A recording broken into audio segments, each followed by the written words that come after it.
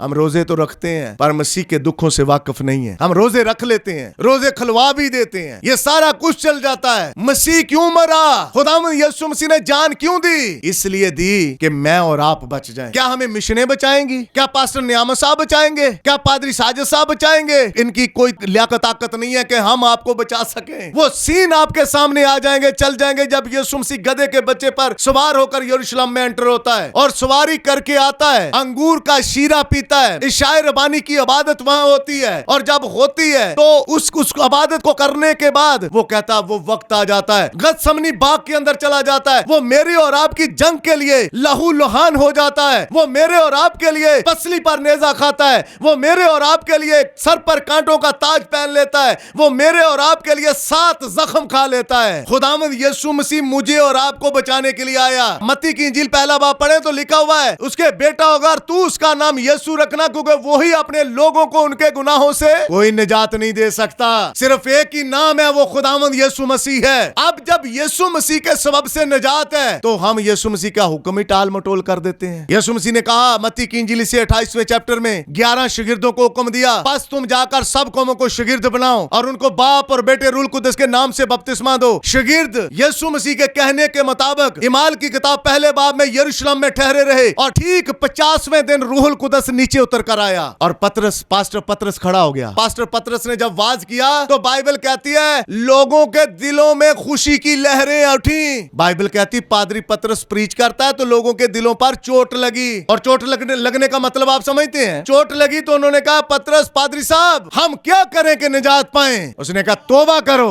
और तुम में से हर एक अपने गुनाहों की माफी के लिए यीशु मसीह के नाम में पानी का बपतिस्मा ले तो तुम रूहुल कुदस के नाम में पाओगे। खुदा अपने कलाम का जिम्मेदार है, वो मिशनों के कलाम का जिम्मेदार नहीं है। खुदा अपने कलाम का जिम्मेदार। और हम किसका कलाम पढ़ रहे हैं? खुदा का। Praise God, hallelujah.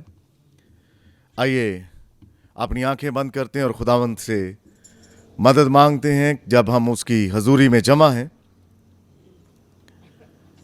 खुदावंद आप अपने कलाम का तर्जुमान है, वो आप अपने कलाम का तर्जुमा करना जानता है, उसे किसी तफसीर करने वाले की ज़रूरत नहीं है।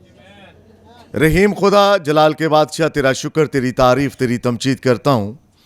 तू जो बैरोबार का खालिक और मालिक हम सब का खुदा है, मैं खुदावंद इस सारे माहौल को तेरे हाथ के नीचे करता हूँ। जिस तरह पिछले वक्त में खुदावंद तू हमारे साथ भला रहा, जब खुदावंद तेरे लोगों के सामने तेरे कलाम का हिस्सा रखने को जा रहा हूँ, हम इंसान कौन हैं खुदावंद कि इसको समझ पाएँ। तेरा रूह आए और वो इस पुलपट का टेक चार्ज ले और तेरे लोगों के साथ बात करे। तेरे लोग खुदावंद तेरे कलाम को समझ पाएँ, खुदावंद यीशु मसीह के नाम से आमीन। Praise God. आइए जब हम अगला थोड़ा वक्त बाइबल के साथ गुजारने जा रहे हैं तो मैं चाहूँगा कि बहुत कम वक्त में आपका लूँगा, अगर आप डिस्टर्ब नहीं करेंगे तो। पर अगर आप डिस्टर्ब करते रहेंगे तो मैं बार बार वहीं से दोबारा स्टार्ट लूँगा, यहाँ आप मुझे रोकेंगे।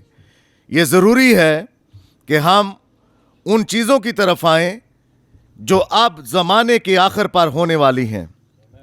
यहाँ पर बड़ी प्रस्तश हुई है और लोगों ने, बच्चों ने अच्छे गीत गाए। खुदावंद आपको बरकत दे।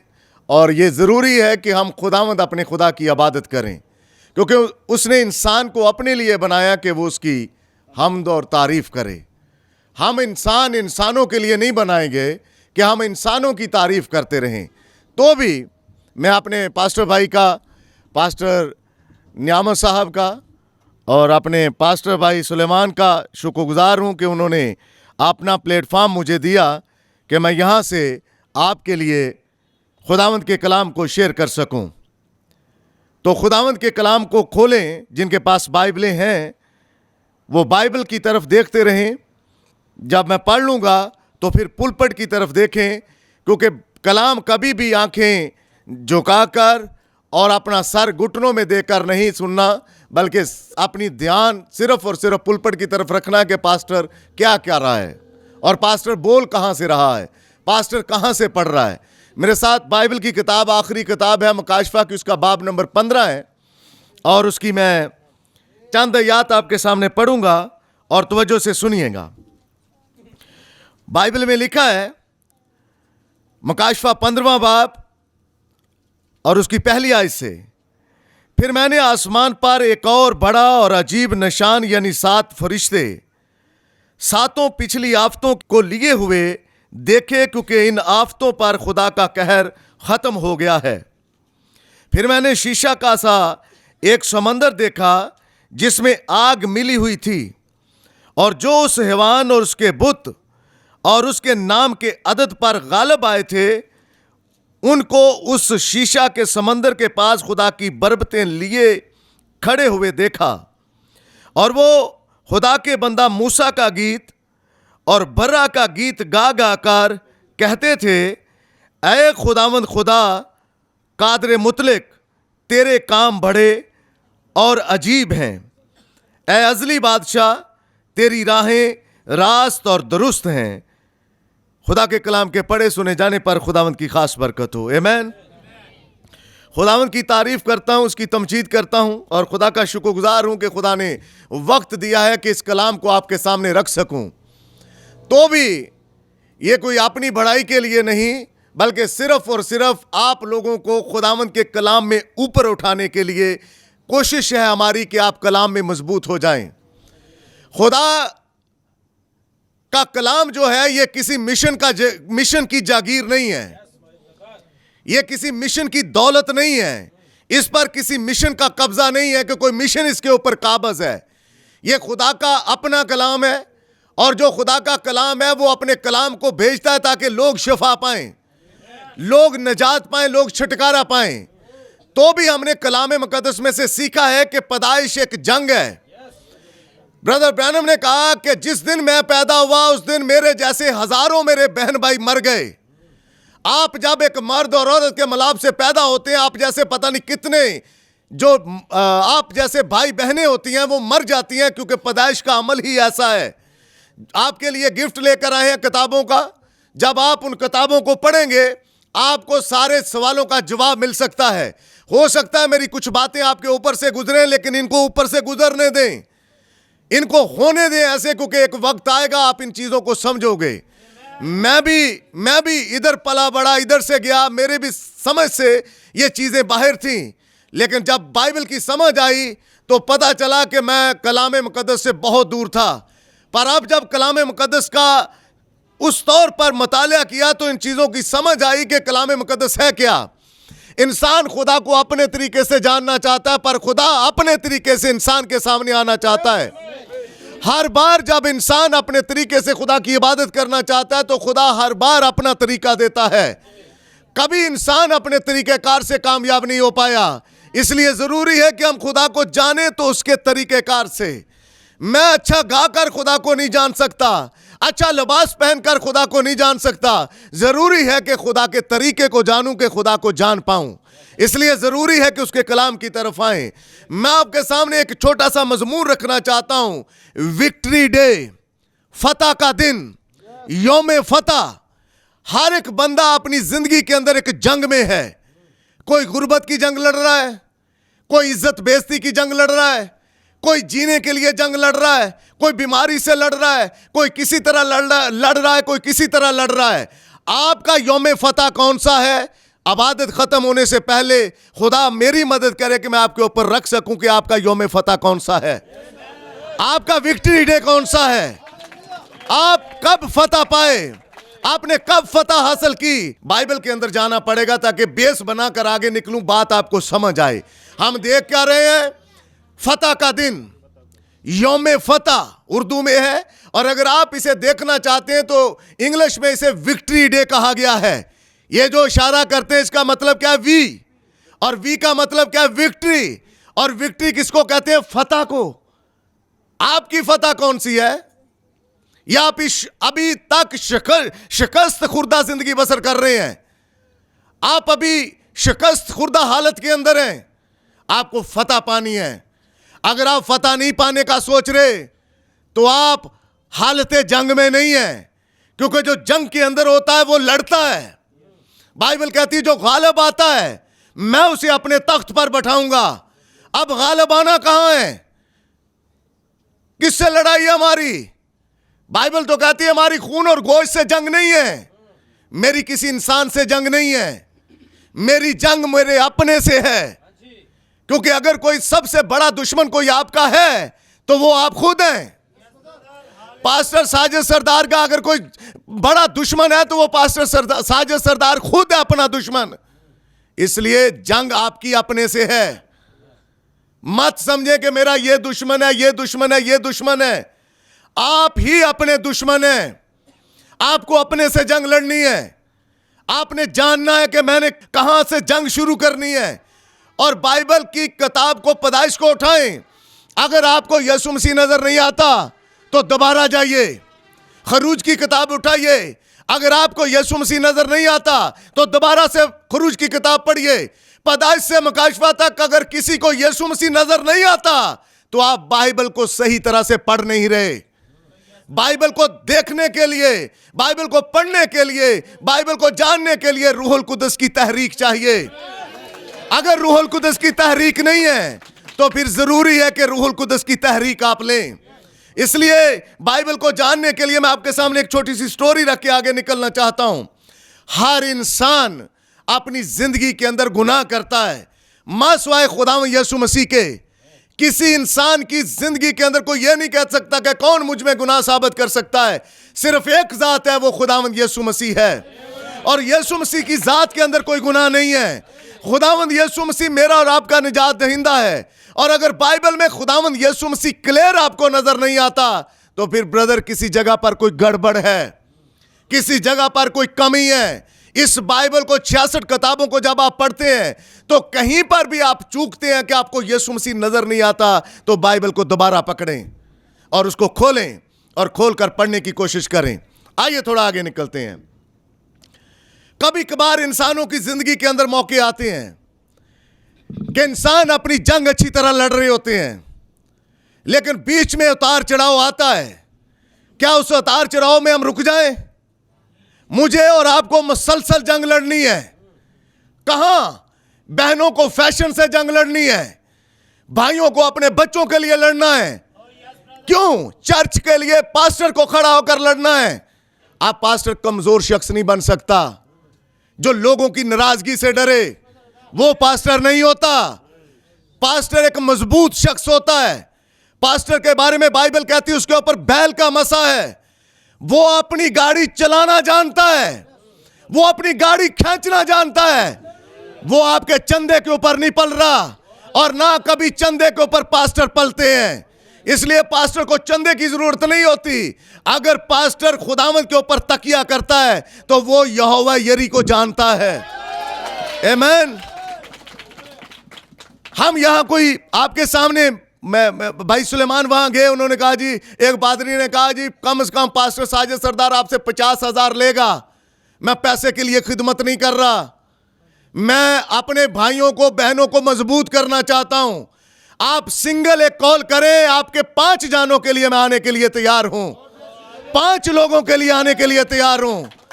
यह है कि आप कलाम सीखें, कलाम को जानें, अपने पुल तोड़ें, अपने ब्रिज तोड़ दें। क्योंकि यहां पर जब खुदा का कलाम आएगा वो आपको बताएगा कि कैसे पुल तोड़ने हैं, कैसे आपने अपने पुलों को जलाना है। ब्रदर ब्रैनम ने कहा दानियल ने अपने पुल तोड़ दिए, और जब दानियल ने अपने पुल जला दिए उसने कहा बादशाह तेरी मूर्ति को सजदा नहीं करूंगा। क्यों? क्योंकि मैंने बाइबल में पढ़ा सिवाय यहोवा के कोई खुदा नहीं है। आमीन। इसलिए आपके सामने कहना चाहता हूं सिवाय खुदावंद यीशु मसीह के कोई खुदा नहीं है। इसलिए खुदावंद यीशु मसीह को जान जाएं, खुदावंद यीशु मसीह आपके लिए क्या करना चाहता है। किसी इंसान के पीछे ना चलें, किसी इंसान की इबादत ना करें, बल्कि सिर्फ और सिर्फ खुदावंद यीशु मसीह के लिए अपनी जिंदगी को गुजारें, क्योंकि वो आपसे प्यार करता है। वो लकड़ी पर लटका है आपके लिए, वो मेरे लिए मरा है लकड़ी पर। इसलिए जरूरी है कि हम इंसानों की फिक्र नहीं बल्कि खुदावंद खुदा को अपनी जिंदगियां दें। अपना दिल खोलें, अपने आप को बनाव श्रृंगार से अलग करें, अपने आप को खुदावंद के कलाम के ताबे करें, और जो बाइबल कहती है बाइबल के ऊपर दलेरी के साथ खड़े हो जाएं। ये मैं आपके सामने खड़े होकर कह रहा हूं। और अगर किसी को कोई शक हो, किसी भाई को या बहन को, इबादत के बाद मेरे से आकर हवाला ले ले, मैं आपको हवाला देने के लिए तैयार हूं। इसलिए जरूरी है कि हमारे बच्चों पर यह बाइबल खुले। मैं जब छोटा था मुझे बाइबल का अंदाजा नहीं था बाइबल कैसी होती है। हमारे बुजुर्ग, मेरे चचा और मेरे बाप ने एक अंजील शेखुपुरा से उठाई और लाकर दी। हमने पहली बार अंजील को देखा। अंजील ऐसी होती है, मत्ती से मुकाशफा तक। आपके बच्चों के हाथों में बाइबलें हैं, आपके बच्चों के हाथों में मोबाइल फोन है। उन मोबाइल फोन के अंदर भी बाइबल हो सकती है, ऑडियो की सूरत में भी और पीडीएफ फाइल की सूरत में भी। इसलिए जरूरी है कि आपके बच्चों की तवज्जो ज्यादा बाइबल के ऊपर होनी चाहिए। लेकिन कभी कभार इंसान अपनी जंग लड़ते हैं तो वहां उतार चढ़ाव आता है, गलतियां होती हैं, पर गलतियों का यह मतलब नहीं कि हम अपनी जंग लड़ना भूल जाएं। हम हथियार डाल दें। हथियार डाल देंगे तो शिकस्त खुर्दा है, और शिकस्त खुर्दा कभी गीत नहीं गा सकते। अभी मैंने आपके सामने पढ़ा है, शिकस्त खुर्दा कभी गीत नहीं गा सकते। इसलिए जरूरी है कि हम उन चीजों की तरफ आएं और उन चीजों को देख सकें। जो जीता होता है, जो जीत कर आया है, वो इसी तरह मूसा का गीत उन्होंने गाया और अपने खुदावंद का गीत गाया। थोड़ी देर में आपको लेकर चलूंगा, लेकिन एक स्टोरी आपके सामने रखना चाहता हूं, मदद करेगी आपको कि आप आने वाले वक्त में बाइबल को समझ सकें। आइए देखते हैं। पहली चीज जो आप जानते हैं, जब मैं बात कर रहा था कमरे के उस पार एक छोटी सी रोशनी आई और दीवार के किनारे पर जाकर रोशनी ने एक सलीब बना दी। और मैं इसको थोड़ा सा, ये मैसेज मैं लेकर आया हूं, आप अपने वक्त में इसे पढ़ना और पढ़ना कि बाइबल आपसे कैसे मुखातब होती है। और मैं एक छोटी मसीही जमात के तौर पर जो आज सुबह यहां बैठे हैं, आपको बता रहा हूं कि खुदा के लातब्दील हाथ को थाम लें। आपको एक आर्जी फतह मिली है जमीन के ऊपर, आप एक आर्जी फतह पा सकते हैं, लेकिन एक दिन आएगा कि आपको हमेशा की फतह मिलेगी, पर खुदा के कलाम की ताबेदारी में। फिर सुनिए, जब नरसिंगा फूंका जाएगा तो मसीह में जो मुए हैं वो जी उठेंगे। मसीह में कैसे मरना है? कैसे मसीह में मरना है? रोमियो का खत निकालिए, आपको पता चलेगा जो तौबा करते हैं और बपतिस्मा लेते हैं वो मसीह में मरते हैं, और जो मसीह में मरते हैं वो नरसिंगे के साथ जी उठेंगे। पढ़ना चाहते हैं अपने वक्त में, मुकाशफा 20वें बाब में जाकर पढ़ लेना, 4 से 6 आयत तक। जो मसीह में मुए हैं वो जी उठेंगे। और अगर आपके अंदर उम्मीद नहीं है तो उस दिन को ये हासिल किए बगैर जाने ना दें। उम्मीद आपके अंदर होनी चाहिए। थोड़ी देर पहले मैंने एक छोटी सी बात सुनी, मैं सीधा उधर आना चाहता हूं। मुझे यकीन है कि ये संडे वाले दिन की बात है जिससे ये तबसरा किया। एक छोटा लड़का था जिसने कुछ जुर्म किया था। मैं नहीं जानता कि आपने कभी इसके बारे में सुना हो। वो जुर्म क्या था उसका मुझे नहीं पता। उसने एक जुर्म किया था, आपने कभी उसके बारे में नहीं सुना होगा। उन्होंने, यानी उस मुल्क के कानून ने, पुलिस ने पकड़कर उसे जेल में डाल दिया। जब जेल में डाल दिया, वो अंदर चला गया, मुकदमा चला और जज ने उसे सजाए मौत दे दी। जब जज ने सजाए मौत दी तो उसने कहा इसको फांसी की सजा है, सजाए मौत है। जब तक ये जिएगा ये जेल के अंदर रहेगा। और लड़के को जेल में ले जाया गया और अंदरूनी हिस्से में डाल दिया गया कि अपनी मौत तक वहां रहे। और कुछ दोस्त, हमने आपको शहर में मुंतखब करने में मदद की थी, मेहरबानी करें और इस नौजवान को इस तरह मरने ना दें। अभी टेक्सास से कोई ऐसा ही मामला मेरे इल्म में भी आया। यहां एक नौजवान और एक जवान औरत थे और खुदा ने उनकी जान बख्शी। उन्हें तकरीबन उसके 3 या 4 दिन बाद मरना था। मेरा अंदाजा है कि मुझ समेत आप सब ने अखबार में पढ़ा है कि उन्होंने उनकी जान बख्शी। और लोग इल्तिजा लेकर गवर्नर के पास आ गए और एक दिन उसकी मां भी गवर्नर के पास आ गई और गवर्नर के दरवाजे पर बाहर खड़ी रही, घुटने टेक दिए और कहने लगी नहीं, मैं आखिरकार गवर्नर से मिलकर ही जाऊंगी। और आखिरकार वो आदमी अंदर गया और कहा, गवर्नर साहब, इस लड़के की मां बाहर आई है और वो आपसे मिलना चाहती है। गवर्नर ने कहा, इसे अंदर ले आओ। और वो औरत आजी से अपने हाथ पांव रेंगती हुई गवर्नर के पास गई और उसके जूते पकड़े और कहा, जनाब ये मेरा बच्चा है, इसे मत मारो, इसे मत मारो। क्यों मार रहे थे? क्योंकि लड़के ने कोई जुर्म किया था, वो जेल के अंदर बंद था। उस पर दफा लगा दी गई थी, और क्या कौन सी दफा थी कि इसे सजाए मौत होनी है। पर उसकी मां गवर्नर के तरले मिन्नतें कर रही है कि इसको छोड़ दे, जनाब ये मेरा बच्चा है, इसे माफ कर दो, ये मेरा जनाब इकलौता है, इसे मत मारो। कहा वो ऐसा करना नहीं चाहता था, इसे उम्र कैद की सजा दे दें लेकिन इसकी जान मत लें, इसे पूरी उम्र जेल में बंद कर दें लेकिन इसे मारे मत। गवर्नर ने कहा ठीक है, मैं वहां जाकर देखूंगा। कहा ठीक है। चनाचे गवर्नर उस कोठरी में गया जहां वो था, और वो वहां गया। लड़के ने अकड़ूपन का मुजाहरा किया। अकड़ूपन समझते हैं? घमंडी। अब शहर का गवर्नर उसकी कोठरी तक चला गया, और कोठरी में जाकर उसने उससे मिलने की बात की। गवर्नर ने अंदर जाकर कहा, नौजवान मैं तुमसे बात करना चाहता हूं। वो हकीकी मगरूर था, उसके अंदर गरूर आ गया, और उसने बस, और गवर्नर को कहने लगा मैं तेरे से बात नहीं करना चाहता। मुंह बंद किए नीचे बैठा रहा, कुछ बात ना की। उसने कहा, नौजवान मैं चाहता हूं कि तुम मुझसे बात करो, तुम मुझसे बात करो, मैं तुमसे बात करने के लिए आया हूं। लड़के ने ऐसे जाहिर किया जैसे उसने उसे सुना ही नहीं। नौजवान अगर तुम चाहो तो मैं तुम्हारी मदद कर सकता हूं। उसने कहा, यहां से निकल जाओ, जो आपको कहना है मैं कुछ नहीं सुनना चाहता। उसने कहा, अच्छा बेटा। उसने कहा, चुप रहो, क्या आप नहीं देखते कि मैं परेशान हूं, मुझे सजाए मौत का हुक्म हुआ है और मैं उम्र कैद काट रहा हूं।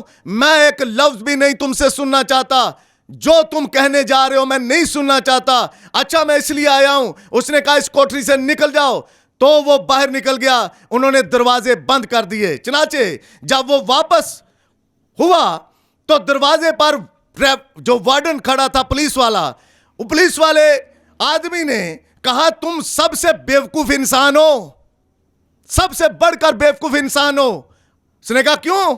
उसने कहा, पूछता है, कहता ये जो खबती आदमी है, ये जो बोलता रहता हर बार, ये कौन था? जो लड़का जेल में बंद था, उस वार्डन से पूछता, पुलिस वाले से, कि कौन था ये जो टट टट टट टट टट बोलना चाहता था, ये कौन है? पुलिस वाला कहता है, तुम बदनसीब आदमी हो। उसने कहा, इस रियासत का गवर्नर है। उसने कहा, नहीं नहीं नहीं गवर्नर, वो वाहिद आदमी है जो मुझे माफ कर सकता था, जो तुझे माफ कर सकता, वाहिद वो आदमी है। मैंने इसे अपनी कोठरी से बाहर निकाल दिया। वाहिद आदमी जो मेरी माफी पर दस्तखत कर सकता था, मैंने उसे अपनी कोठरी से बाहर निकाल दिया। गवर्नर ने बाहर जाते हुए कहा, इसने अपना इंतखाब कर लिया। आज मेरा और आपका governor 5 star governor Jesus Christ यहां मौजूद है। अपनी कोठरी से उसे बाहर नहीं करना, उसे अंदर आने देना। वो आपके साथ बात करना चाहता है, और वो आपके साथ बात करना चाह रहा है कि मेरे बेटे, मैं तेरे माफी नामे पर दस्तखत कर सकता हूं। मैं हूं जो तेरे लिए लकड़ी पर मरा, मैं हूं जो तेरी जंग लड़ता हूं, मैं हूं जो तुझे आज तक संभाले रखता हूं, मैं हूं। इसलिए उस गवर्नर को कभी नाराज नहीं करना। और वो गवर्नर आज यहां मौजूद है। अभी बच्चों ने गीत गाया, वो यहां मौजूद है। वो गवर्नर यहां मौजूद है। वो 5 स्टार जनरल यहां मौजूद है। वो मेरी और आपकी दुआओं को, गीतों को सुनने के लिए यहां मौजूद है। इसलिए ब्रदर, ये जंग लड़नी है आपने और मैंने। मेरा भी और आपका भी यौम फतह आएगा, यौम फतह है। आप जानिए आपका यौम फतह कौन था आपका यौम फतह। ब्रदर ब्रैनम ने कहा, विक्ट्री डे से पहले डी डे था। डी डे का मतलब है डेथ डे, मौत का दिन। इससे पहले का कोई विक्ट्री डे होता, पहले डी डे था। डी का मतलब डेथ डे, मरने का दिन। और मरने का दिन का आगाज कहां से हुआ? अदन से। अगर आप बाइबल को पढ़ते हैं तो आपको पता होना चाहिए अदन में मौत आई। इसलिए जब आप पैदाइश की किताब में जाएंगे, आपको पता चलेगा कि हवा के उस फेल की वजह से जमीन के ऊपर मौत आई। इंसानों के ऊपर बुढ़ापा क्यों आया? इंसान कमजोर कैसे हुए? हवा की उस गलती की वजह से। और इसी वजह से आदम और हवा को बागे अदन से बाहर निकलना पड़ा। और जब आदम और हवा अदन से बाहर निकले, और फिर जो इनके बच्चे थे दोनों के, उन्होंने अपने तरीके से खुदा को जानना चाहा। दो लड़के आते हैं, एक का नाम काइन है और दूसरे का नाम हाबल है। वो खुदा की इबादत करने के लिए आते हैं। पढ़ सकते हैं आप पैदाइश की किताब उसके 4 बाब में घर जाकर पढ़िएगा। ये दोनों खुदा की इबादत करने के लिए आते हैं। एक फलों का हदिया लाता है, फूल लाता है, अपना स्टेज बड़ा सजाता है और स्टेज सजाकर खुदा को खुश करना चाहता है। लेकिन एक की ट्रे के अंदर, एक की टोकरी के अंदर थोड़ी सी चर्बी और थोड़ा सा लहू था। लहू वाला मकाशफा हाबल के पास था, लहू का मकाशफा काइन के पास नहीं था। इसलिए भाई, आप जो अपने बच्चों को मकाशफा दोगे, आपके बच्चे वहीं पर खड़े होंगे। ऐसे नहीं हम कह देते अब्राहम, इज़हाक और यकूब का खुदा। जो अब्राहम का खुदा था वही खुदा इज़हाक का हुआ, और जो इज़हाक का खुदा था वही खुदा याकूब का हुआ, और जो खुदा याकूब का हुआ वही खुदा उसके बच्चों का हुआ। आपका खुदा कौन सा है? आज लोगों ने 3-3 खुदा बना रखे हैं, लोगों को पता ही नहीं है। आज हमें पता चला, कल को भाई हमारे किसी भाई को किसी ने कहा तुम्हें पता है 2 खुदा हैं। हम तो पैदाइश से मकाशफा था कि एक ही खुदा को जानते हैं। खुदा एक ही है, और एक खुदा को देखने के लिए मुझे और आपको बाइबल पकड़नी पड़ेगी। जब बाइबल पकड़ेंगे तो फिर पता चलेगा कि ये बातें कैसे हमारे सामने खुलती हैं। भाई ब्रानम ने कहा कि एक दफ़ा मैं जंगल में गया और जंगल में मैं रुका, और रोड किनारे जब मैं रुका तो मुझे उन्होंने कहा कि आप क्या जंगल में कुछ चीज़ें देखना चाहते हो? उसने कहा हाँ देखना चाहता हूँ। उन्होंने मुझे दूरबीन पकड़ा दी, और दूरबीन पकड़ाई तो कहते हैं दूर जंगल में एक हिरन था। पर जब मैं दूरबीन में देख रहा था, आप जानते हैं दूरबीन की 2 आंखें होती हैं, हाँ, उनके सेंटर के अंदर फोकस करने वाला बटन होता है। जब उसको फोकस करते हैं तो दोनों शीशे ऐसे लगाते हैं अपनी आंखों के साथ, फिर उसको फोकस करके चीज़ों को देखते हैं और कहते हैं कि दूरबीन को मैंने यहां लगाया पर मुझे एक हिरन 3-4 हिरन नजर आ रहे हैं। फिर मैंने उसको फोकस किया और फोकस करके देखा मैदान में एक ही हिरन था। जिनको 3-4 नजर आते हैं उनको बाइबल फोकस करने की जरूरत है। इस बाइबल को फोकस कर लें। ये बाइबल के 2 शीशे ही हैं, एक पुराना ऐदनामा और दूसरा नया ऐदनामा। इसको फोकस करना सीख लें, और जो फोकस करना सीख लेता उसे पैदाइश से मकाशफा तक एक ही खुदा नजर आता है। उसे कहीं 3-4 खुदा नजर नहीं आएंगे, एक ही खुदा है। सुन इज़राइल, तेरा खुदावंद खुदा। और हम क्या कहते हैं? नहीं नहीं नहीं, 3 है। कहीं हमें 3 नजर नहीं आते। इसलिए जरूरी है कि हमारे बच्चे इन चीजों से वाकफ हो सकें। आमीन। आइए थोड़ा आगे निकलते हैं। तो इसीलिए फोकस करना पड़ता है चीजों को। जब आप चीजों को फोकस करेंगे तो फिर आपको पता चलेगा। मैं बहुत से ऐसे किरदार आपके सामने रख सकता हूं। अब्राहम का एक विक्ट्री था। कौन सा? पैदाइश की किताब 22वां बाब पढ़िए। अब्राहम जब 75 साल का था, कसदियों के ऊर से खुदा ने बुलाया, और बुलाकर सारा 65 वर्ष की थी। खुदा ने कहा मैं तुझे कौमों का बाप बनाऊंगा, आ मेरे साथ चल। और वो वहां से निकला, और 25 साल तक उसे बच्चा हासिल नहीं हुआ। अब्राहम और कमजोर होता जा रहा है, बूढ़ा होता जा रहा है। फिर पैदाइश की किताब 17 बाब के अंदर खुदा मुलाकात करता अब्राहम के साथ, सारा के साथ। सारा उसको खाना खिलाती है एलोहिम को, और वो खाना खाकर अब्राहम को और सारा को बरकत देता है। 18वां चैप्टर आता है। फिर 19वें चैप्टर में आप लूत के घराने को देखेंगे, उसकी बीवी नमक का सतून बनती है। 21वां और फिर 22वां चैप्टर आप देखेंगे। ये वो चैप्टर है जब अब्राहम का अपनी विक्ट्री को देखता है। 25 साल गुजर गए हैं, पर उसे वो अपनी जंग लड़ रहा है। एक वक्त आया, अब्राहम ने अपने बच्चे को साथ लिया। खुदा ने उसे ऑर्डर दिया, जो तेरा बेटा इकलौता है उसे कुर्बान कर दे। और अब ब्रदर बैनम कहते हैं उसने सारा से बात नहीं की, उसकी मां से बात नहीं करता। वो अपने बच्चे को ऐसे ले जाता है, और इज़हाक के गंगरालू से बाल होते हैं, 16-17 साल का लड़का होता है। वो अपने बच्चे को साथ लेता है, 2 नौकरों को साथ लेता है, और मोरिया का पहाड़ ढूंढता है। और जब मोरिया के पहाड़ पर चढ़ा जाता है तो फिर आवाज आती है, अब्राहम इस बच्चे पर हाथ ना चला, तू इसकी जगह वो मेंढा झाड़ी में फंसा हुआ उस पर हाथ चला। ये अब्राहम का विक्ट्री डे था। अब्राहम उस वक्त अपने फतह के दिन को देखता है, उसका अपना बेटा कुर्बान नहीं हुआ। खुदा ने आवाज दी, यहां तेरा बेटा नहीं बल्कि मोरिया के पहाड़ के ऊपर मेरा बेटा कुर्बान होगा। जो हम रोजों के दुखों के दिन जानते हैं, आप चीजों को जब आगे पढ़ेंगे आपको पता चलेगा। फिर हम मूसा की तरफ चले जाते हैं।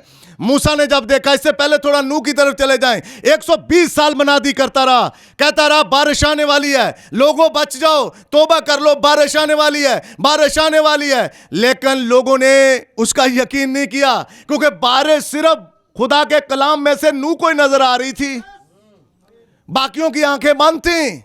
बाकी कहते हैं ये बंदा पता नहीं क्या क्या बोले जा रहा है। लेकिन एक दिन आया कि नूह का विक्ट्री डे था। कब? जब खुदा ने अपने हाथ से कश्ती का दरवाजा बंद कर दिया, और दरवाजा बंद हो गया, तब आकर तोड़ते हैं दरवाजा, नूह अंकल हमारे लिए दरवाजा खोल दे। लेकिन वो दरवाजा कब खुल सकता था? नहीं खुल सकता था, क्योंकि खुदा ने बंद कर दिया था। इससे पहले कि खुदा गैर कौमों के लिए दरवाजा बंद करे, आपको अपनी फतह हासिल करनी है। आओ आगे बढ़ो, अपने फैशन के ऊपर काबू पालो। आओ आगे बढ़ो, अपनी झूठी जात और लियाकत के ऊपर काबू पालो। आओ अपनी जंग लड़ो, अपनी गुर्बत के ऊपर काबू पालो। कैसे काबू हम पा सकते हैं? अपनी जरूरतें कम करके। अपने आप को शो ऑफ ना करें। आप 4 सूट में साल गुजार सकते हैं। मैं लोगों की हालतों को देखता हूं, उनकी हालत क्यों ऐसी होती है? हर प्रोग्राम के ऊपर नया सूट, नहीं जरूरी हर प्रोग्राम के ऊपर नया सूट। इसलिए क्यों हम नीचे चले जा रहे हैं? कलाम से आगे निकलना चाहते हैं। कलाम की तरफ आइए और अपने विक्ट्री डे को देखिए। मैं अपनी विक्ट्री के बिल्कुल पास आकर भी पीछे क्यों चला जाता हूं? नूह का वो विक्ट्री डे था जिस दिन खुदा ने उसे महफूज कर लिया। अब्राहम का वो विक्ट्री डे था। और फिर ब्रदर कहते हैं मूसा का एक फतह का दिन था। यौम फतह मूसा के पास भी आया। मूसा बंदा मारकर यौम फतह हासिल करना चाहता है, लेकिन नहीं कर पाता। अपने तरीके से जंग लड़ना चाहता है, नहीं लड़ पाया। अपने तरीके से कौम को निकालना चाहता है, नहीं निकाल पाया। पर एक दिन जलती झाड़ी का तजर्बा हासिल हुआ और फिर वापस आता है। 10 आफतों में से गुजरता है, और गुजरने से मुराद कि 10 आफतें उसी के सबब से मुल्क के ऊपर आती हैं। लेकिन होता क्या है? एक दिन उसका भी यौम फतह पास आ जाता है। पास कब आता है? जब कुलजम के किनारे खड़ा होता है। दाएं बाएं पहाड़ होते हैं, पीछे फिरौन के रथ होते हैं, और तब पुकारता है तो कुलजम अपना रास्ता छोड़ देता है। आमीन। वो मूसा का यौम फतह था। अब हम बाइबल को, क्योंकि बाइबल में लिखा यीशु मसीह कल और आज बल्कि अब तक यकसा है। हम तो वही चीजें देखते हैं जो हो रही हैं, जो पीछे हुई हैं। आज जो खुदा कर रहा है उसको नहीं देखना। आज भी खुदा आपसे कुछ डिमांड करता है, बोलता है खुदा आपसे कुछ। क्या उसका क्या करें? भूल जाए?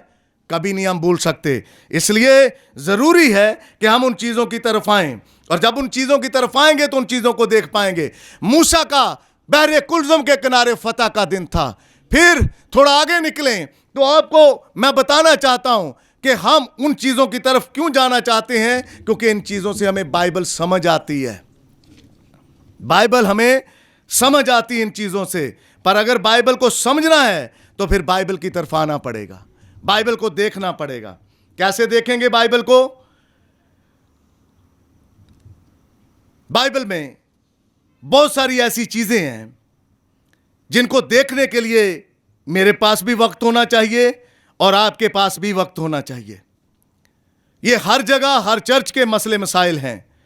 जब लोगों को कहा जाता है लोग टाइम पर नहीं आ पाते, और जब लेट होते हैं तो फिर टाइम ज़ाहिर बात है उतना आगे चले जाएगा। कामयाब वो शख्स है जो टाइम को पकड़ लेता है और टाइम पर अपनी चीज़ों को ख़त्म करता है। और यह भी कोई समझदारी नहीं है कि हम लटकाते चले जाएं। बहुत सारी ऐसी चीज़ें मैं आपके सामने रखना चाहता हूं। मैं एक और कोड आपके सामने पढ़ना चाहता हूं। कोड नंबर 121 है, और पढ़कर फिर आखिरी हवाला पढ़ के मैं इसे बंद करता हूं। सुनिए ज़रा क्या है इस मैसेज के अंदर। कोड नंबर 121 है, और जब टाइम की तलवार ऊपर लटक रही हो तो फिर कुछ चीज़ें इधर उधर होती हैं। और देखिए 121 कोड में क्या है। अगर हम इसे देखते हैं, गौर करते हैं, इसे पैदाइश से मकाशफा तक ले जाएं, वहां इसमें हर मर्तबा खुदावंद यूं फरमाता है।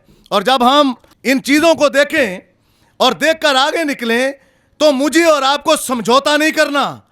हम ये नहीं कर सकते, हमें डटे रहना है। बल्कि इस बात से कोई फर्क नहीं पड़ता कि दुश्मन कितना बड़ा है, इसके पास हमारे खिलाफ कितनी मशीनें हैं, कितनी तंजीमें हैं, और इसमें से कितनी वो हैं या और कुछ है। हमें खुदा के कलाम की तरफ मुतवज्जो रहना है, यहां तक कि एक चीज को वहां जान जाइए, और वो है यीशु मसीह का खून, और वो कल और आज बल्कि अब तक यकसा है। इसलिए किसी दूसरे के कहने से कोई फर्क नहीं पड़ता। वो कहते हैं मौजों के दिन तो गुजर गए, अब शिफा नहीं मिल सकती, इलाही शिफा खत्म होगी, जैसी कोई चीज नहीं है, रूहुल कुदस का कोई बपतिस्मा नहीं है, यीशु मसीह के नाम पर बपतिस्मा तो शागिर्दों के लिए था, वगैरह वगैरह लोग कहेंगे। लेकिन मुझे और आपको लोगों की तरफ नहीं जाना, मुझे और आपको खुदावंद की तरफ आना है। और खुदावंद ने अपने कलाम में बहुत सारी बातें कही हैं। फिर ब्रदर कहते हैं यशवा का विक्ट्री डे था। यशवा का विक्ट्री डे कब था?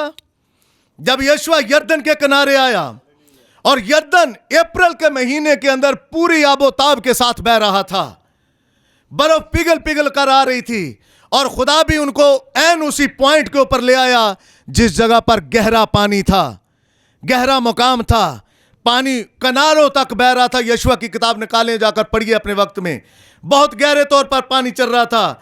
और यशवा खड़ा हो गया, और यशवा ने काहिनों से कहा अहद का संदूक उठाओ और यरदन में उतर जाओ, और यरदन में से उनको रास्ता मिल गया। वो उसका फतह का दिन था। आमीन। अब ये मैं वो बातें कर चुका हूं जो पीछे हुई हैं, मैं इनको बाईपास करके आपके फतह के दिन के ऊपर लेकर आना चाहता हूं। आपका कौन सा फतह का दिन है? अगर मैं नहीं बताता तो ये आपके साथ नाइंसाफी है। मेरा और आपका फतह का दिन मत्ती की इंजील उसका 28वां चैप्टर मैं आपके सामने पढ़ना चाहता हूं, और अगर आपके पास टाइम है या बाइबल है तो निकालिए मेरे साथ कि आपका फतह का दिन कौन सा है, और आपके लिए किसी ने जंग लड़ी है, और आपके लिए किसी ने कुछ सहा है।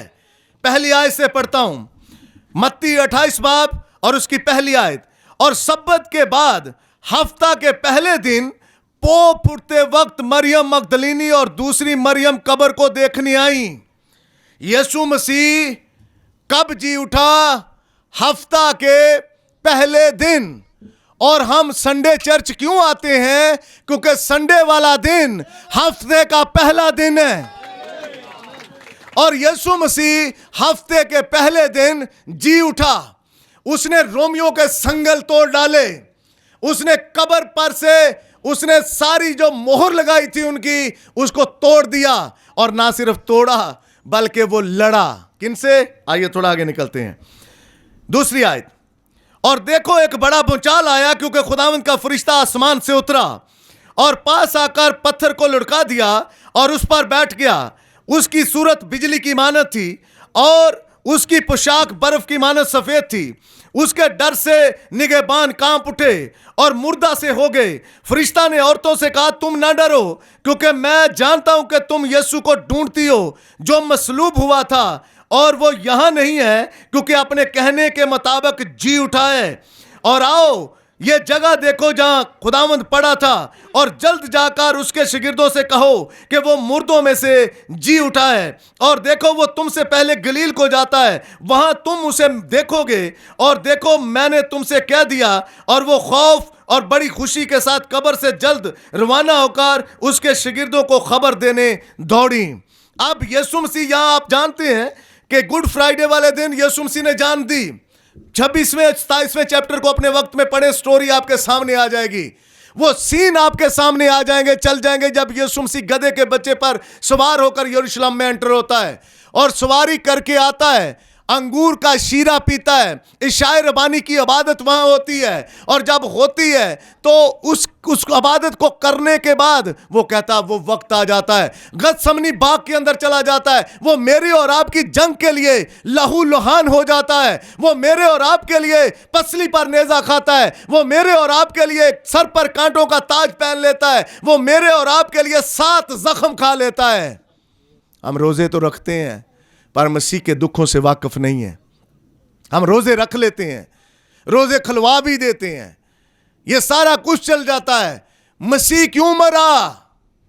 खुदावंद यीशु मसीह ने जान क्यों दी? इसलिए दी कि मैं और आप बच जाएं। क्या हमें मिशनें बचाएंगी? क्या पास्टर नियामत साहब बचाएंगे? क्या पादरी साजिद साहब बचाएंगे? इनकी कोई लियाकत ताकत नहीं है कि हम आपको बचा सकें। खुदावंद यीशु मसीह मुझे और आपको बचाने के लिए आया। मत्ती की इंजील पहला बाब पढ़े तो लिखा हुआ है, तेरे उसके बेटा होगा और तू उसका नाम यीशु रखना, क्योंकि वो ही अपने लोगों को उनके गुनाहों से कोई निजात नहीं दे सकता। सिर्फ एक ही नाम है, वो खुदावंद यीशु मसीह है। अब जब यीशु मसीह के सबब से निजात है तो हम यीशु मसीह का हुक्म ही टाल मटोल कर देते हैं। यीशु मसीह ने कहा मत्ती की इंजील से 28वें चैप्टर में 11 शागिर्दों को हुक्म दिया, बस तुम जाकर सब कौमों को शागिर्द बनाओ और उनको बाप और बेटे रूल कुदस के नाम से बपतिस्मा दो। शागिर्द यीशु मसीह के कहने के मुताबिक इमाल की किताब पहले बाब में यरूशलेम में ठहरे रहे और ठीक 50वें दिन रूहुल कुदस नीचे उतर कर आया और पास्टर पतरस खड़ा हो गया। पास्टर पतरस ने जब वाज किया तो बाइबल कहती है लोगों के दिलों में खुशी की लहरें उठी। बाइबल कहती पादरी पतरस प्रीच करता है तो लोगों के दिलों पर चोट लगी। और चोट लगने का मतलब आप समझते हैं? जब चोट लगी तो उन्होंने कहा पतरस पादरी साहब हम क्या करें कि निजात पाएं? उसने कहा तौबा करो और तुम में से हर एक अपने गुनाहों की माफी के लिए यीशु मसीह के नाम में पानी का बपतिस्मा ले तो तुम रूहुल कुदस के नाम में पाओगे। मैं और आप 40-40 साल के हो गए थे, किसी ने हमें बताया नहीं था। पर जब बाइबल पढ़ी, यूहन्ना की इंजील 3 बाब पढ़िए, वहां एक बूढ़ा शख्स आया यीशु मसीह के पास, निकोदेमस। यीशु मसीह से आकर कहता है उस्ताद तू मैं जानता हूं तू खुदा की तरफ से आया है, जो काम तू करता है कोई नहीं कर सकता, तू खुदा का बंदा है। तो यीशु मसीह ने कहा ठीक है, हमेशा की जिंदगी का अगर तू वारिस बनना चाहता है तो दोबारा नया जन्म ले ले। तो क्या होता है? वो कहता मैं कैसे दोबारा पैदा हूं, अपनी मां के दोबारा पेट में जाऊं? तो ब्रदर ब्रैनम कहते दुनियावी निकला। यीशु मसीह उसे कह रहा है पानी और रूह से पैदा हो। मैं भाइयों आपसे कहना चाहता हूं जितना मर्जी आप दाल दलिया कर लें लोगों के लिए, पास्टर जितना मर्जी खराज कर दे, आप जितनी मर्जी खराज कर लें, पर अगर आप खुदावंद के कलाम के तरीके के मुताबिक नहीं उसकी इबादत करते तो वो जल्द मुझे और आपको रद्द करने वाला है। उसने बाइबल उठाकर देखिए, उसने कायन को रद्द कर दिया। खुदा कहता तेरा मुंह क्यों बिगड़ा है? कहता मेरे भरा दी इबादत पसंद आ गई है, उसकी प्रीचिंग पसंद आ गई, खुदा तूने कर ली है इसलिए मैं हसद से भर गया हूं। खुदा कहता उसके तरीके से इबादत कर, जो खुदा का तरीका है उस तरीके से इबादत करो। और जब उसके तरीके से इबादत करोगे खुदा आपको ब्लेस भी करेगा। तो करना क्या है? विक्ट्री डे कौन सा है? जब आप पानी में उतरोगे। अपना पास्टर ढूंढो। कई लोगों से मैं सवाल करता हूं आपके पास्टर का नाम, आए बाएं शाएं नहीं पता हो तो बताएं। आपके चरवाहे का नाम नहीं पता, आप बगैर चरवाहे के हो, भेड़िए आएंगे आपको खाएंगे। आप अपने चरवाहे के पास आइए। पादी साहब आप कहां से बात कर रहे हो? बाइबल इमाल की किताब में कहती हबशी खोजा। यशायाह 53 बाब पढ़ रहा था। फिलिप्पस से खुदा के रूह ने कहा इसके साथ हो जा। और सवाल कर जो तू पढ़ रहा समझ आती है? सवाल किया, कहता नहीं नहीं समझ नहीं आती। अब जब तक कोई समझाने वाला नहीं है, समझाने वाला पुलपट के ऊपर खड़ा है, कोई परों वाला फरिश्ता नहीं उतर कर आएगा कि वो आपको समझाए। यहां जो पादरी खड़ा होता है वो आपको समझा रहा है। आप कलाम को बाईपास करके कभी विक्ट्री डे हासिल नहीं कर सकते। कलाम को रद्द करके कभी विक्ट्री डे आपको नहीं मिल सकता। आपको अगर अपनी फतह का दिन हासिल करना है तो कलाम के पीछे आ जाइए। जब आप कलाम के पीछे आ जाएंगे आपको फतह भी नसीब होगी। यीशु मसीह ना सिर्फ रोमियो ने उसको मारा तो काम तमाम नहीं हुआ। यीशु मसीह इफ्सियों का खत कहता वो निचले इलाका में उतर गया। जब निचले इलाका में उतर गया तो जिन्होंने अपनी जंग लड़ी थी, नूह ने अपने वक्त की जंग लड़ी थी। आसान नहीं था लोगों के सामने प्रीच करना कि बारिश आने वाली है, बारिश का नामो निशान नहीं था। आसान नहीं था यहां प्रीच करना कि बपतिस्मा खुदा यीशु मसीह के नाम का है। आसान नहीं है यहां कहना कि बपतिस्मा लो। आसान नहीं है, हालात कभी आसान नहीं होते, लेकिन प्रीच करो, तुम बोलो, और जो खुदा के हैं वो निकल कर सामने आएंगे। वो कहेंगे हम बपतिस्मा लेना चाहते हैं। बपतिस्मे के बगैर कुछ नहीं है ब्रदर। 40 साल चर्च जाते रहो, चलते रहे, चर्च आते रहे, चर्च चर्च खेलते रहो, चर्च आएंगे, चर्च आएंगे, चर्च आएंगे, कोई नहीं आपको बताएगा। पर निजात पाना चाहते हो तो यीशु मसीह को बतौर बरा कबूल करना पड़ेगा। अब्राहम ने जंग लड़ी, इसहाक ने जंग लड़ी, यकूब ने जंग लड़ी, पुराने मुकद्दसों ने अपनी जंग लड़ी, और जब जंग लड़ गए और लड़कर नीचे चले गए तो इब्लीस का वहां कब्जा था, उनकी रूहें वहां थी। अब यीशु मसीह निचले इलाके में उतर गया, और जब निचले इलाके में उतर गया तो लिखा है जाकर उसने इब्लीस से आलम रवा की चाबियां छीनी। कैद कर रखा आदम को, आदम खुदा का बच्चा है, कैद कर रखा है अब्राहम को, खुदा का नबी है, कैद कर रखा है सुलेमान को, कैद कर रखा है दाऊद को, कैद कर रखा है यूब को, जो ये कहता है कि मैं अपनी आंखों से अपने निजात दहिंदा को देखूंगा। जब आप खुदा के सामने बोलते हैं, खुदा आपके लफ्जों को कभी भूलता नहीं है। ब्रदर ब्रैनम ने कहा कभी अपनी मुसीबत को ना देखो कि कितनी बड़ी है। यूना को देखो, मछली का पेट बहुत बड़ा था, वो मछली के पेट में जब गया तो उसकी नजर एक जुमले के ऊपर थी। वो जानता था कि सुलेमान ने जब हैकल की तस्दीक की थी तो उसने ये दुआ की थी कि खुदावंद जब कोई तेरा बंदा, तेरा बेटा, तेरी बेटी तेरी हैकल की तरफ रुक करके दुआ करे तो उसकी सुन लेना। भाई ब्रैनम ने कहा हर यहूदी की जेब में कंपस होता था, और यूना ने फौरन से निकाला, वो बैरोमीटर सा होता है जिसके ऊपर सुइयां ऐसे ऐसे चलती हैं, वो किबले का रुख बताती हैं। तो अब मछली सफर कर रही है समंदर के अंदर, ऊपर नीचे दाएं बाएं इधर उधर जा रही है, उसकी सुई भी ऐसे हिलती है बैरोमीटर की। और जब वो कहता खुदावंद मैं नहीं जानता, ये मछली का पेट बहुत बड़ा, ये मुसीबत बहुत बड़ी है, लेकिन मैं जानता हूं कि तेरे बंदे ने, तेरे नबी ने ये कहा कोई हैकल की तरफ रुक करके दुआ करे तो उसकी सुन लेना। अपनी मुसीबतों को ना देखो, खुदा के कलाम को देखो। खुदा का कलाम बड़ा है, खुदा का कलाम बड़ा है, इसकी पैरवी करो। बिल्डिंग बड़ी होने से कोई फर्क नहीं पड़ता, राख पर बैठकर जब कोई दुआ करता खुदा उसकी सुनता है। अच्छा साउंड सिस्टम नहीं है, कोई फर्क नहीं पड़ता, खुदा ने आपको आवाज दे रखी है क्योंकि गाया दिल से जाता है। ये स्पीकर क्या चीजें हैं, स्पीकर आपकी रुकावट नहीं बन सकती, मुझे नहीं रोक सकती स्पीकर की, स्पीकर सही हो या ना हो, मैं बगैर स्पीकरों को भी प्रीच कर सकता हूं। क्यों? क्योंकि खुदा ने मुझे ये नेमत दे रखी है। इसलिए अपनी मुसीबतों से ना घबराएं, खुदा के कलाम की तरफ आएं, और एक दिन आएगा आप अब्राहम की तरफ फाते होगे, आप नूह की तरफ फाते होगे, आप मूसा की तरफ फाते होगे। खुदा ने मूसा से कहा जिनको तू आज देख रहा है दोबारा कभी नहीं देखेगा, जो आज आपको यहां तंग कर रहे हैं दोबारा आप उनको कभी नहीं देखेंगे।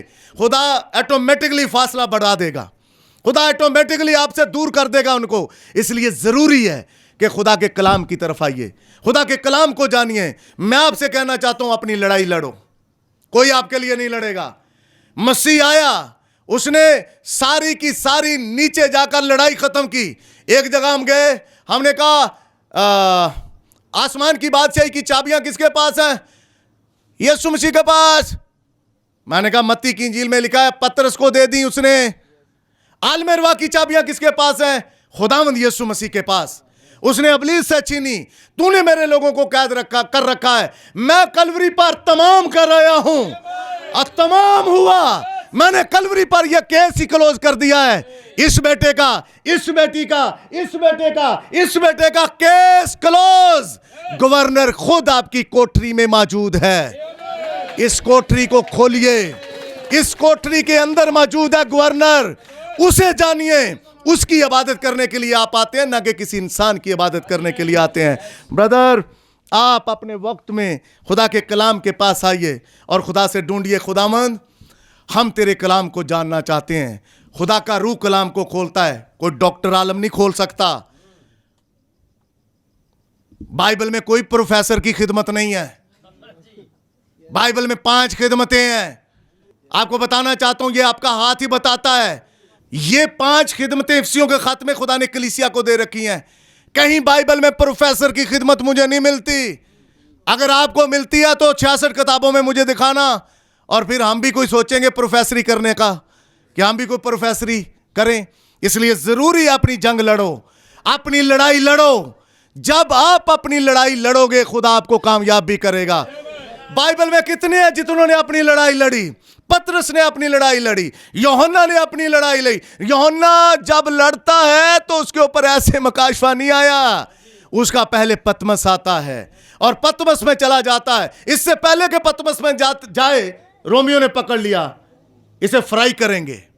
जैसे आज नहीं रोजे चल रहे, समोसे पकोड़े फ्राई होते हैं। यूहन्ना को उन्होंने कहा हम तेरा तिक्का बोटी करेंगे, तुझे फ्राई कर देंगे।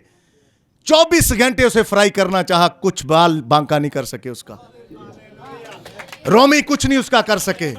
इसलिए जरूरी है ब्रदर, आपके बच्चों के अंदर वो चीजें पाई जाती हैं। हमने देखा है, हम आपके बच्चों के लिए प्लेटफॉर्म मुहैया करना चाहते हैं, आपके बच्चों के लिए बहुत कुछ करना चाहते हैं। जरूरी है कि बाप और मां संजीदा हों। जब तक बाप और मां संजीदा नहीं है, आप अपने बच्चों के आईना हो। आप जाएं फैशन की तरफ और सोचें कि बेटी आपकी बिलीवर बन जाएगी, कभी नहीं बनेगी। आप कहें कि मेरा बच्चा बिलीवर बन जाए, पहले खुद बिलीवर बन के दो। इससे पहले कि आदम बिलीवर होता, खुदा खुद पहले बिलीवर है। वो खुद अपने कलाम पर ईमान रखता है। और बाइबल कहती है आसमान और जमीन टल सकती हैं लेकिन मेरे मुंह की बातें हरगिज नहीं टलेंगी। ब्रदर, अगर कुछ बाइबल से बाहर की बातें हैं उनके पीछे नहीं जाएं।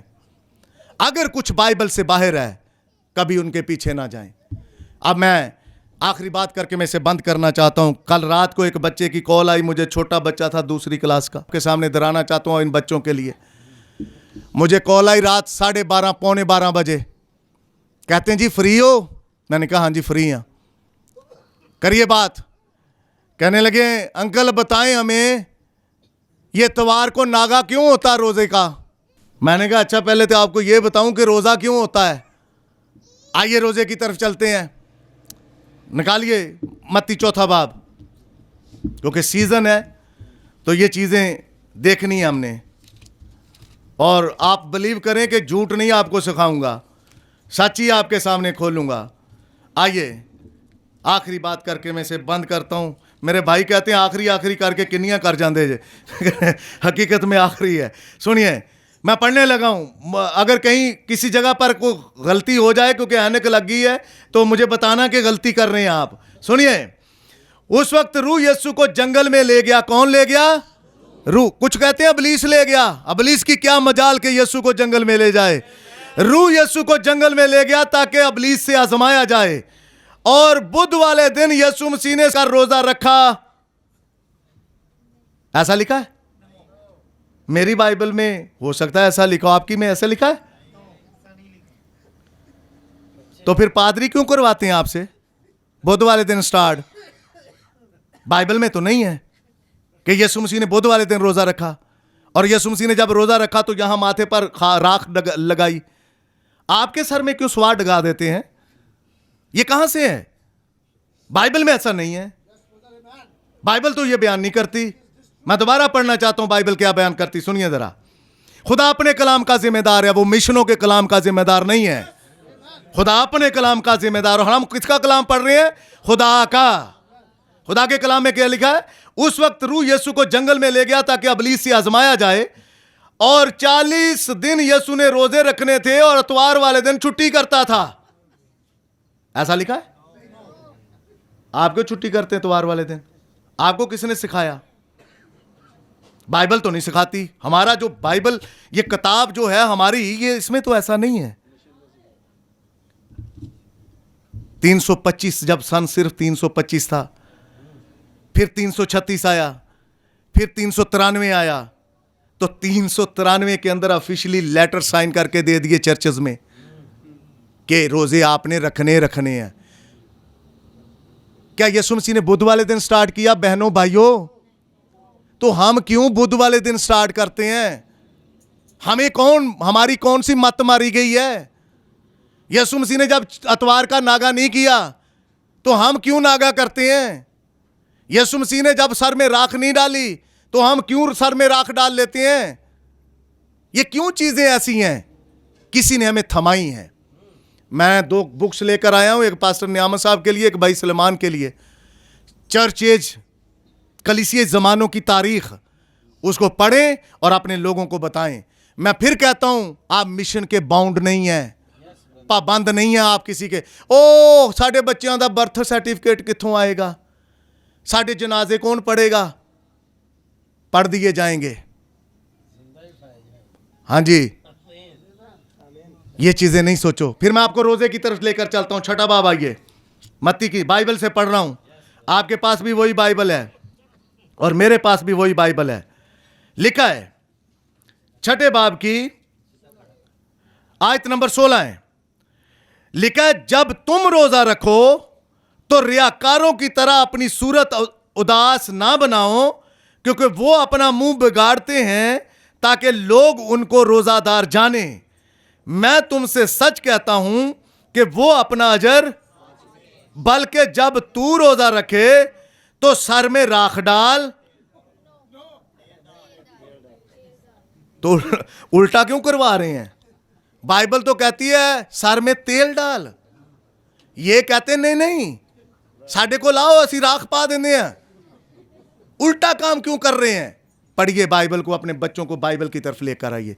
अगर आपके बच्चों के पास बाइबलें नहीं हैं, हम और कोशिश करेंगे, पहले भी भेजी हैं, और कोशिश करेंगे कि इन बच्चों के पास बाइबलें हों, ये बच्चे बाइबल को पढ़ सकें। तो अपनी लड़ाई लड़ो, बाइबल को पढ़ो। अब लड़ाई फैल चुकी है, फैशन के साथ भी है, अबलीस के साथ भी है, अपने साथ भी है। पालूस कहता है रोज अपने आप को मारता हूं, जो नेकी करना चाहता हूं वो नहीं कर पाता, बदी नहीं करना चाहता वो हो जाती है। लड़ो के घर जाके सौ जाओगे, इसे भूलना नहीं है। दो हवाले बाइबल में से आपको, तो जेड़े स्वाप होंगे ना, वो तो सवालवान तो पहले कहना मुझे बताइए, वो आपको बताएंगे। ऐ लिखिया, ऐ इंसान तू खाक है और खाक में लौट जाएगा।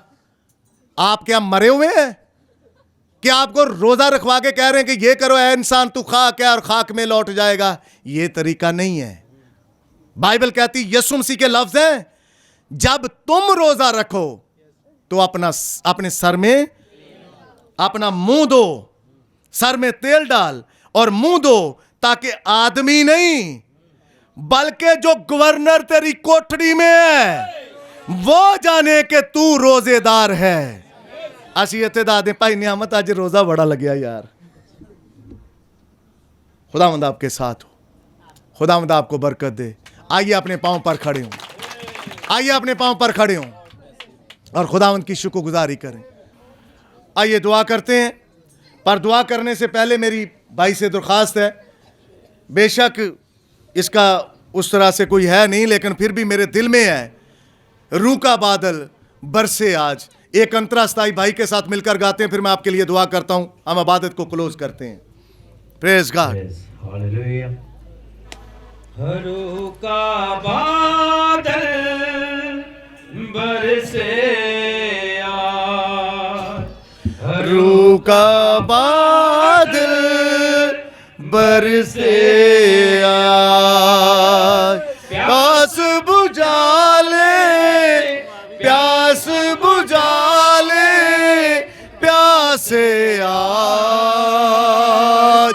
रूह का बादल बरसे आज, रूह का बादल बरसे आज। सख्त दिलों की सख्ती टूटे, आबे हयात का चश्मा फूटे। यस, सख्त दिलों की सख्ती टूटे, आबे हयात का चश्मा फूटे। भर ले अपने, भर ले अपने कासे आज। रूह का बादल बरसे आज, रूह का बादल बरसे आज, रूह का बादल बरसे आज। Praise God, hallelujah. क्लोज कर। आइए, जितनों ने कलाम को कबूल किया है, जिन्होंने खुदावंद यीशु मसीह के कलाम को कबूल किया है, अपने हाथों को बुलंद करें। देखा देखी नहीं, क्योंकि इसके बाद, फैसले के बाद आपको एक और कदम आगे बढ़ाना है। अगर आपने आज तक बपतिस्मा नहीं पाया, अपने पास्टर से राब्ता करें, इबादत के बाद बपतिस्मा ले लें, निजात पा लें। अगर आप पाना चाहते हैं, अपने पास्टर से राब्ता करें। कादर मुतले खुदा जलाल के बादशाह, तेरी शुक्रगुजारी करता हूँ। अपने भाइयों और बहनों के लिए बरकत चाहता हूँ, जिन्होंने खुदावंद बड़ी तवज्जो से तेरी आवाज़ को सुना है। लश्करों के रब जलाल के बादशाह खुदावंद, अब ये अपने विक्ट्री डे पर आना चाहते हैं। खुदावंद ये नारा लगाना चाहते हैं, मैं गालिब आया हूँ। खुदावंद इनके दिलों में दिलेरी भर दे। ये खुदावंद जलाल के बादशाह अपने हर पुल को जला दें, और मेरे खुदा तेरे कलाम के साथ खड़े होकर अबलीस के साथ आज आलाने जंग करके जाएं। और खुदावंद यहोवा पाक खुदा, इनकी कोठरी के अंदर तू आ चुका है। मैं तेरी शुक्रगुजारी करता हूँ तेरे कलाम के लिए, जो बंद बंद और गुदे गुदे को जुदा करके गुजरता है। लश्करों के रब खुदा, तेरी तारीफ, तेरी तमजीद, छू और ब्लेस कर, बरकत दे। यीशु मसीह नासरी के नाम से मांगते, बख्श दे, आमीन।